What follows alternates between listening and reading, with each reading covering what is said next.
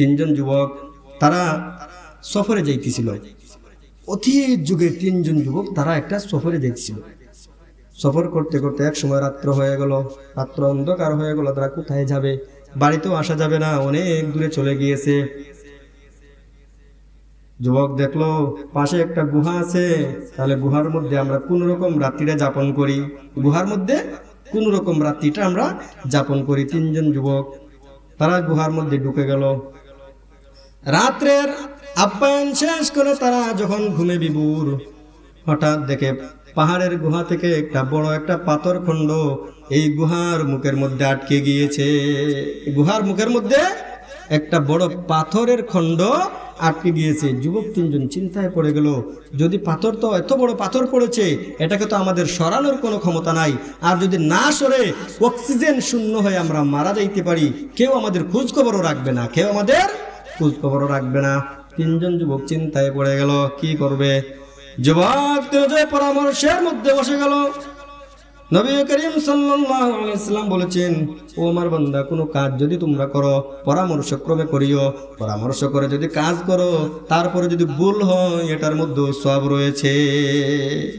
তিনজন যুবক পরামর্শের মধ্যে বয়ে গেল, বললো, ভাই, আমরা তো কঠিন মুসিবতের মধ্যে পড়ে গিয়েছি। এমন একটা গুহার মধ্যে আমরা আশ্রয় নিয়েছি, আমাদের মা বাপ কেউ জানে না, আত্মীয় স্বজন কেউ জানে না। এখানে যদি আমরা মরে পচে কঙ্কাল হয়ে যাই, কেউ খবরও পাইবে না। আমরা এখান থেকে মুক্তি কিভাবে পাবো? একজন যুবক বলল, আমার বন্ধু, আল্লাহ রব্বুল আলামিনকে তো আমরা মনে প্রাণে বিশ্বাস করি, মনে প্রাণে মানি। আল্লাহ রব্বুল আলামিনের কাছে আমরা যত নেক আমল করেছি, ওই নেক আমলের দোহাই দিয়ে রব্বুল আলামিনের কাছে আমরা তাওবা করি, দোয়া করি। ওই দোয়ার মাধ্যমে যদি আল্লাহ রব্বুল আলামিন পাথরকে সরাইয়া নেন, তাহলে সরাইতে পারেন, কিন্তু আমরা শক্তি দিয়া পাথরকে সরাইতে পারবো না। যুবক তিনজন বলল, ঠিক আছে, কথাটা কিন্তু যুক্তি আছে। আমরা রব্বুল আলামিনের কাছে কখন কোন সময় নেক আমল করছিলাম, ওই নেক আমলের উসিলা লইয়া রব্বুল আলামিনের কাছে আমরা দোয়া করি। দোয়ার মাধ্যমে হয়তো আল্লাহ আমাদেরকে ভালোবাসবেন, মায়া করবেন, হয়তো পাথরখণ্ড সরে যেতে পারে।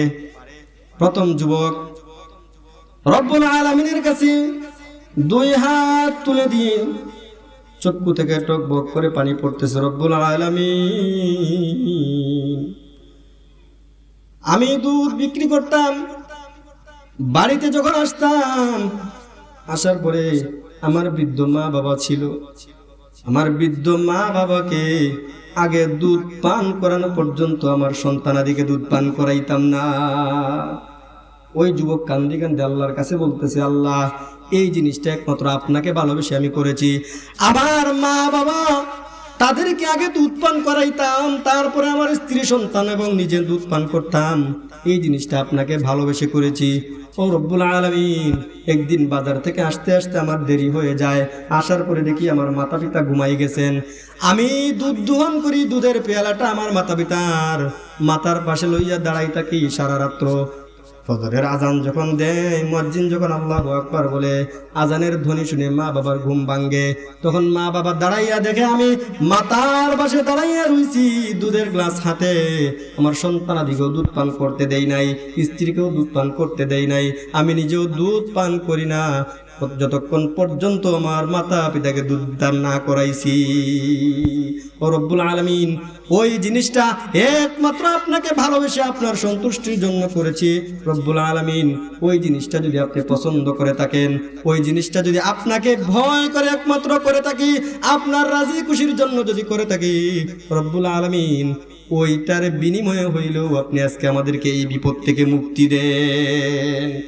দেখা গেল যুবকের মুনাজাত শেষ হইতে না হইতে পাথরখণ্ড কিছুটা সরে গিয়েছে। সুবহানাল্লাহ। এখন ভিতরে বাতাস আসতেছে, যদিও তারা বার হইতে না পারে, কিন্তু অক্সিজেন তো ঢুকতেছে, মরবে না, আর অক্সিজেন শূন্যতায় মরবে না।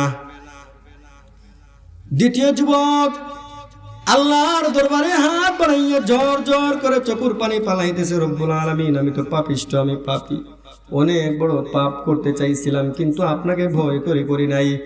রব্বুল আলামিন, সেই পাপের কথা মুখ দিয়ে বলতে লজ্জা লাগে, তারপরেও আপনাকে ভয় করে করি নাই, যেহেতু এই উসিলা নিয়ে আপনার কাছে প্রার্থনা করতেছি। রব্বুল আলামিন, আমার একজন চাচাতো বোন ছিল, খুব সুন্দরী রূপসী, আমি তার প্রেমে পাগল হয়ে গিয়েছিলাম, তাকে কুপ্রস্তাব দিয়েছিলাম, সে রাজি হয় নাই। একদিন যখন আমাদের গ্রামে অনাহার, আমাদের গ্রামের মানুষে অনাহারে ধরলো। তখন আমার চাচার ঘরেও অনাহার চলতে লাগলো, তাদের টাকা পয়সা নাই, ব্যাংক ব্যালেন্স নাই। তখন আমার চাচাতো বোন বাধ্য হয়ে আমার কাছে আসলো, ভাইজান আমাকে কিছু টাকা ধার দেন। আমি এই সুযোগে বসে পড়লাম, আমি এই সুযোগে তাকে বস করার জন্য আমি পায়তারা করলাম যে এই তো দুর্বলতার সুযোগ, এই দুর্বলতার সুযোগে আমার চাচাতো বোনের কাছ থেকে আমি সুযোগটা হাতিয়ে নিতে পারবো। কারণ তারা তো তখন দুর্ভিক্ষের মধ্যে পতিত হয়ে গিয়েছে, টাকার প্রয়োজন। ওই সময় আমি তার দুর্বলতার সুযোগ নিয়ে তাকে দুর্বল জায়গায় আঘাত করতে পারবো। চাচাতো বোন রাজি হয়ে গেল তার কুপ্রস্তাবে। আমার বন্ধুগণ, মুসলমানকে আমার বন্ধুগণ, আপনারা এখানে অনেক আমার ছোট আছেন, অনেকে বড় আছেন, সবকিছু খুলে বলতে হয় না, আপনারা বুঝে গেছেন কি প্রস্তাব দিয়েছিল। কুপ্রস্তাব দিয়েছে। চাচাতো বোন শেষ পর্যন্ত না পেরে, টাকা তো তার দরকার, দুর্ভিক্ষ দেখা দিয়েছে, না খাইলে তো প্রাণ যাবে, সে রাজি হয়ে গিয়েছে। ঠিক আছে ভাই, তোমার কুপ্রস্তাবে রাজি হয়ে গেলাম। যখন চাচাতো বোনকে সে তার কুপ্রস্তাবে রাজি করে তার মনের আশাটাকে পূরণ করতে যাবে, তার চাচাতো বোনের উপর যখন সে উঠে বসলো, চাচাতো বোন বলতে লাগলো, ও আমার ভাই, কাল কিয়ামতের ময়দানে আল্লাহ রব্বুল আলামিনের কাছে কি তুমি জবাব দিবা? তুমি তো আল্লাহ রব্বুল আলামিনের কাছে একজন জিনাকুর হিসাবে দাঁড়াইতে হবে। সাথে সাথে তার ইমানি স্পৃহা বেড়ে গেল, তার হৃদয়ের মধ্যে কম্পন শুরু হয়ে গেল। হায় হায়, আমার চাচাতো বোন তো ঠিক বলেছে। ও আমার ভাই, আপনি আমাকে আগে হালাল করেন, বৈধ করেন, বিবাহ করেন, আমার মুহরানা আদায় করেন, তারপরে আপনি আমাকে উপভোগ করতে পারবেন বৈধভাবে। যদি এর আগে আপনি আমাকে উপভোগ করেন, আল্লাহ রাব্বুল আলামিনের দরবারে কাল কিয়ামতের ময়দানে আপনি কি বলে জবাব দিবেন? আপনি তো অপরাধী হয়ে যাবেন, আসামির কাঠগড়ায় আপনাকে দণ্ডায়মান হতে হবে। যুবক আল্লাহ রাব্বুল আলামিনের ভয়ে অন্তর তর করে কাঁপতে লাগলো। চাচাতো বোনের কথা শুনে তার চোখ দিয়ে জোর জোর করে অশ্রু পড়তে লাগলো। আল্লাহ, কি অপরাধ করে ফেলেছিলাম, কিন্তু আপনার ভয়ের কারণে ওই দিন আর পাপ করি নাই। ও আল্লাহ, তোমাকে ভালোবাসি, তোমার জাহান্নামকে আমি ভয় করি, তোমার জান্নাতের আশায় আমি চেয়ে রয়েছি। রব্বুল আলামিন, ওই দিন যে আমলটা করেছি আমি সুযোগ পেয়েও চাচাতো বোনের দুর্বলতার সুযোগ নেই নাই, একমাত্র আপনাকে ভালোবেসে। ওই জিনিসটা যদি আপনার পছন্দ হয়, ওই জিনিসটা যদি আমার পছন্দ হয়, ওই পছন্দনীয় জিনিসের কারণে আপনি এই আজকে আমাদেরকে এই কঠিন মুসিবত থেকে উদ্ধার করেন। রব্বুল আলামিনের কাছে এই প্রার্থনাটা অনেক পছন্দ হয়েছে।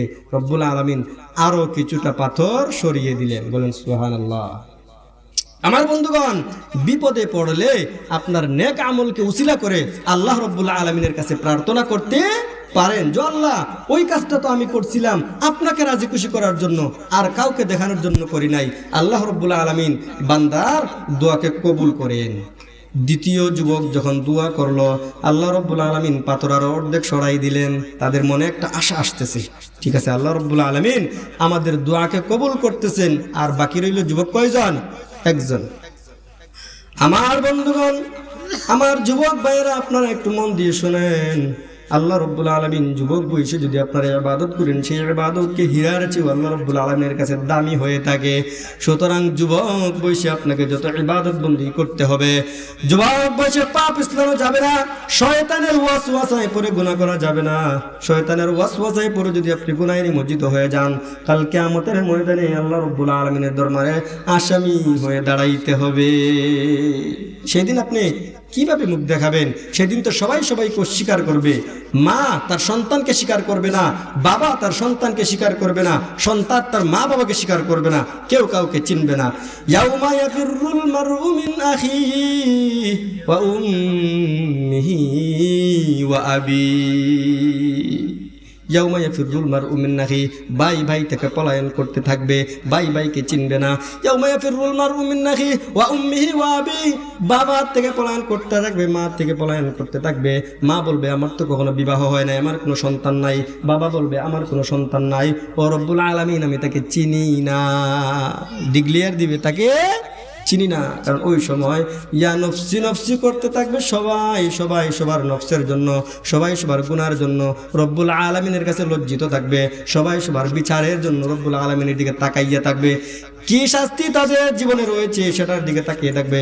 আমার ভাই, সেই জন্য গুনাহ করা যাবে না। যুবক ভাইয়েরা, আপনার যৌবনের তাড়নায় পড়ে, শয়তানের ওয়াসওয়াসায় পড়ে গুনাহ করা যাবে না। প্রাপ্ত বয়স হয়ে গেলে আমার বন্ধুগণ, যারা সন্তানের অভিভাবক আছেন, তাদের কাছে আমি একটা করজোড়ে প্রার্থনা জানাই, প্রাপ্তবয়স্ক হয়ে গেলে আপনার সন্তান ছেলেকে আপনি বিবাহ দেন, মেয়েকে বিবাহ দেন। সমাজ সুন্দর হয়ে যাবে, রাষ্ট্র সুন্দর হয়ে যাবে, ঘর সুন্দর হয়ে যাবে, পরিবার সুন্দর হয়ে যাবে। জিনা থাকবে না, ব্যভিচার থাকবে না, অন্যায় থাকবে না, খুন রাহাজানি মারামারি থাকবে না। রব্বুল আলামিনের সুসজ্জিত একটা জান্নাতের বাগানে পরিণত হয়ে যাবে।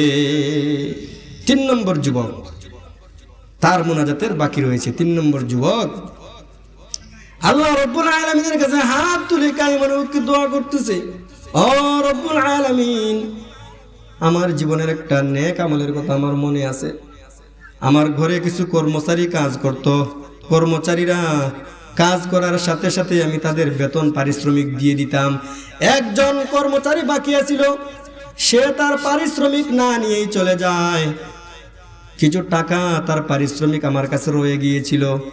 আমি নিজেকে অপরাধী মনে করতে লাগলাম, হায় হায়, মানুষটা চলে গেল, তার টাকা তো আমার কাছে পাবে, সে কখন আসবে আর কখন তার টাকাটা দিব। অনেক দিন লেট হয়ে গেল, বছরের পর বছর যায়, শ্রমিক তো আসে না, তার টাকাও চায় না। এইদিকে যুবক এই টাকাটাকে ব্যবসার মধ্যে বাড়াইতে থাকে, ব্যবসা করে করে টাকাকে বাড়াইতে থাকে। 1 টাকা দিয়ে 2 টাকা হয়, 2 টাকা দিয়ে ব্যবসা করলে 3 টাকা হয়, 3 টাকা থেকে 4 টাকা 5 টাকা, এভাবে করতে করতে ওই শ্রমিকের টাকা জমাইতে যুবক এক পর্যায়ে শ্রমিকের টাকা দিয়ে 1 পাল বকরি কিনে, 1 পাল উট কিনে, কয়েকটা উট কিনে, গরু কিনে, এভাবে করতে করতে একটা বড় বিশাল পশু লালন পালন করতে থাকে। ওই যুবকের জমানো টাকা দিয়ে, ওই শ্রমিকের জমানো টাকা দিয়ে সে ব্যবসার ক্ষেত্রে ব্যয় করতে করতে বাড়াইতে দেখা গেছে অনেক বড় একটা হয়ে গেছে। বকরির পাল হয়ে গেছে, দুম্বার পাল হয়ে গেছে, উটের পাল হয়ে গেছে। বছরের পর বছর যাওয়ার পরে ওই শ্রমিকের সাথে একদিন যুবকের দেখা হয়ে গেল। শ্রমিক বলল, ভাইজান, আপনার ঘরে আমি শ্রমিক হিসাবে ছিলাম, কিন্তু আমি যাওয়ার সময় আমার টাকাগুলা, পারিশ্রমিকগুলা নিয়ে যাইতে ভুলে গিয়েছিলাম, আজকে আমার পারিশ্রমিকটা দিয়ে দেন। যুবক বলে, ও ভাইজান, আপনি যে পারিশ্রমিক আমার কাছে রেখে গিয়েছিলেন, সেই পারিশ্রমিক টাকাটা আমি ব্যবসার খাতে ব্যয় করতে করতে এই যে মাঠে সম্পদগুলা দেখতেছেন, ছাগলের পাল দেখতেছেন, দুম্বা আর উটের পাল দেখতেছেন, সবগুলা আপনার। শ্রমিক বলে, কি মেয়ে ঠাট্টা করেন আমার সাথে? কয় টাকা পাবো আপনার কাছে, আর আপনি বলতেছেন পুরা মাঠের চতুষ্পদ জানোয়ারগুলো আমার, কিভাবে সম্ভব? যুবক বলে, ভাই, আপনার টাকাগুলো আমার কাছে আমানত ছিল, আমানত। আমি কোনো মুসলমানের টাকাকে আমানত খেয়ানত করতে পারি না। এই টাকাটা যদি আপনার কাছে থাকতো, আপনি হয়তো ব্যবসায়িক লেনদেনে ব্যয় করতেন। আপনি 1 টাকা দিয়ে 2 টাকা করতেন, 2 টাকা থেকে 3 টাকা করতেন। সুতরাং আপনি যখন ভুলে গিয়ে আমার কাছে টাকাটা রেখে গিয়েছেন, এটা আমার জিম্মাদারির মধ্যে পড়ে। এই জন্য আপনার টাকাকে আমি ব্যবসায়িক ক্ষেত্রে ব্যয় করে এই পর্যন্ত নিয়ে এসেছি। এই জন্য সমস্ত পশুগুলো আপনার। শ্রমিক খুশি হয়ে সবগুলা পশু নিয়ে গেল। যুবক কোনো আবদার জানায় নাই যে এত কষ্ট করে পারলাম, একটা তো আমাকে দাও, এই কথা পর্যন্ত বলে নাই। আল্লাহ রব্বুল আলামিনের কাছে যুবক কাইমুরকি কান্না করে আর বলে, ও রব্বুল আলামিন, সেই দিন যে এই ঘটনাটা করছিলাম, এই কাজটা যে করছিলাম, আমি সমস্ত সম্পদ ওই পারিশ্রমিক তাকে দিয়ে দিলাম একমাত্র আপনাকে রাজি খুশি করার জন্য। চাইলে তো রেখে দিতে পারতো না, কিন্তু রাখেনি। কাকে রাজি খুশি করার জন্য? আল্লাহ রব্বুল আলামিনের কাছে বলে, যুবক কান্দি বলে, আল্লাহ, তোমাকে রাজি খুশি করার জন্য ওই দিন পারিশ্রমিক সবগুলাই তাকে দিয়ে দিয়েছি। যদি রব্বুল আলামিন ওই দিনের নেক আমলটা আপনার কাছে পছন্দ হয়ে থাকে, ওই দিনের নেক আমলের বিনিময়ে আমাদেরকে এই কঠিন মুসিবতের দিনে উদ্ধার করেন। যুবকের দোয়া শেষ হওয়ার সাথে সাথে পাথর খণ্ড সরে গেল। বলেন সুবহানাল্লাহ। আমার প্রিয় বন্ধু, ভুল হইতেই পারে মানুষের নেক আমল আছে, আবার বদি আমল আছে। রব্বুল আলামিন বলে, মান ইয়ামাল মিসকালা যাররাতিন খাইরান ইয়ারা। আমার কোন বান্দা যদি নেক আমল করে জাররা পরিমাণ সরিষার দানা পরিমাণ যদি নেক আমল করে, আমি রব্বুল আলামিন ওই সরিষার দানা পরিমাণ নেক আমলকে বাড়াইতে আমি উসিলা খুঁজি। বান্দা যদি জাররা পরিমাণও নেক আমল করে, আমি উসিলা খুঁজি, উসিলার মাধ্যমে হইলেও বান্দাকে যেন আমি নাজাত দিতে পারি। ও আমার বন্ধু, আপনারা জানেন না আল্লাহ রব্বুল আলামিনকে আপনারা ঠকাতে পারবেন না। আপনি রাতের আধারে যত গুনাহ করেন না কেন, রাতের আধারেও যদি আপনি গুনাহ করেন, আল্লাহ রব্বুল আলামিন সব কিছু জানেন। আল্লাহ রব্বুল আলামিন আলিমুল গায়ব, কুল মাখলুকাতকে সৃষ্টি করেছেন আল্লাহ, কুল মাখলুকাতকে পরিচালনাও করতেছেন আল্লাহ। লা তাখুযুহু সিনাতুন ওয়ালা নাওম। আল্লাহ রব্বুল আলামিনের কোনো জিমানিও আসে না, ঘুমও আসে না। আল্লাহ রব্বুল আলামিন কখনো ঘুমান না। যদি আল্লাহ রব্বুল আলামিন ঘুমিয়ে যান, কুল কায়নাত নষ্ট হয়ে যাবে, ধ্বংস হয়ে যাবে। কুল কায়নাতের রিজিকের মালিক আল্লাহ, কুল কায়নাতের পালন কর্তা আল্লাহ, কুল কায়নাতের লালন পালনকারী আল্লাহ। আল্লাহ রব্বুল আলামিন ঘুমান না, তাকে ঘুমে কখনো পায় না। সুতরাং আপনি রাতের অন্ধকারে যত গুনাহ করেন না কেন আমার বন্ধু আহবাব, আল্লাহ রব্বুল আলামিনের খাতায় আপনার আমলনামাগুলি লিপিবদ্ধ হয়ে যায়। আল্লাহ রব্বুল আলামিন সব কিছু আপনার দেখেন। আপনি রাত্রে অন্ধকার মনে করতেছেন আল্লাহ দেখবেন না, না না, আল্লাহ রব্বুল আলামিন আলিমুল গায়ব, আল্লাহ রব্বুল আলামিন সব কিছু দেখেন। নিকষ কালো অন্ধকার রাত্রিতে কালো পাথরের উপর যদি একটা কালো পিঁপড়া হেঁটে যায়, আল্লাহ রব্বুল আলামিন বলেন ওই পিঁপড়ার পায়ের শব্দটা পর্যন্ত আমি শুনতে পাই। সুতরাং গুনাহ করে পার পাওয়া যাবে না। রব্বুল আলামিন বলেন ইকরা কিতাবাকা কাফা বিনাফসিকাল ইয়াউমা আলাইকা হাসিবা। আল্লাহ রব্বুল আলামিন কাল কিয়ামতের ময়দানে প্রত্যেক বান্দার হাতে একটা ডায়েরি ধরাইয়া দিবেন।